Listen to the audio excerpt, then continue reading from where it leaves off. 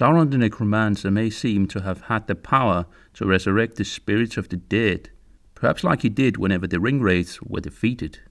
But why didn't he use this power to resurrect Smaug then? Wouldn't the dragon's power have ensured his victory during the War of the Ring and given him dominion over all of Middle-earth?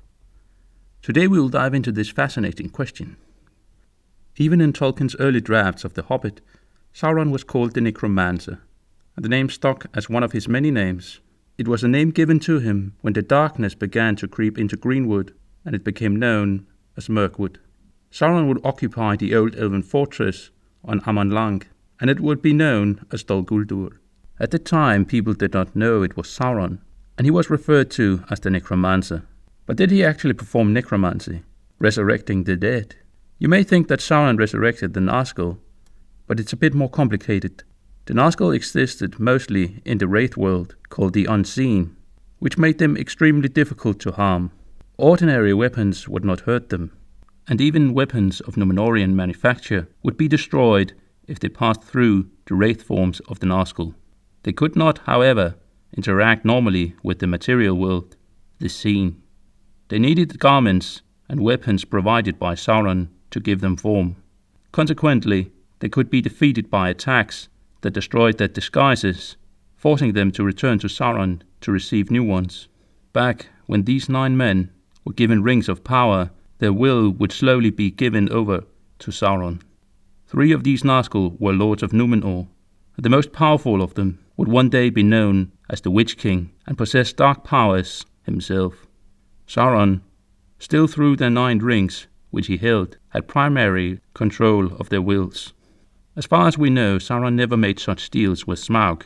He never offered him any artifacts, and therefore Sauron didn't control his will. Smaug would have been an unstoppable foe of scales, like shields, and deadly fire that could turn his enemies into piles of ash. Perhaps only very few bowmen of the time would have been able to shoot him down, and as far as we know, there wasn't any black arrows around then. Maybe Legolas would have been able to take him down, like he shot down a fell beast. But what do you think? Leave a comment. While Sauron may not have been able to resurrect Smaug, perhaps he had control over spirits that could possess his bones, like we know happened with the barrow-wights. Sauron seems to have learned his necromancy powers from his old master, Morgoth. Morgoth, back when he was known as Melkor, gathered to himself spirits of the voids of air that he had perverted to his service. These became known as the Umaiar. These evil spirits could possess the bones of the dead. These powers were somewhat also taught to the Witch King through Sauron. As ruler of Angmar, the Witch King sent evil spirits to the Barrow-downs, down in the remnants of Arnor. The spirits stirred the dead bones in the mounds and haunted the dead of Cardolan, among them the last prince, that Frodo and the other hobbits encountered in the Fellowship of the Ring. In the Dead Marshes we seem to encounter other undead creatures, the Dead Faces, also called Candles of Corpses. How the undead warriors came to be transformed into such undead beings is unknown, but Sam speculated about devilry hatched in the Darkland, likely referring to Sauron's dark arts in the nearby Mordor.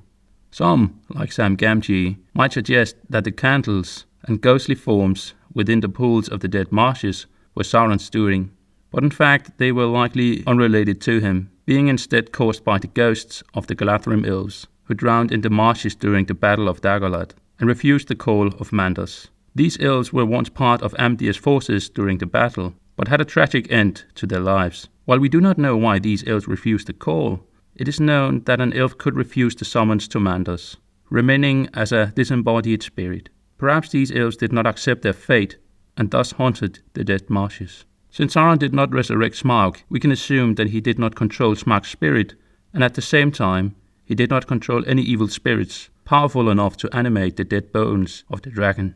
Perhaps there are no evil spirits powerful enough to do that, or perhaps Sauron was simply not powerful enough to command them. In my opinion, that's probably a pretty good thing. I'm not really a fan of zombie dragons, though a Smaug consisting of rotten flesh and bones seemed quite terrifying.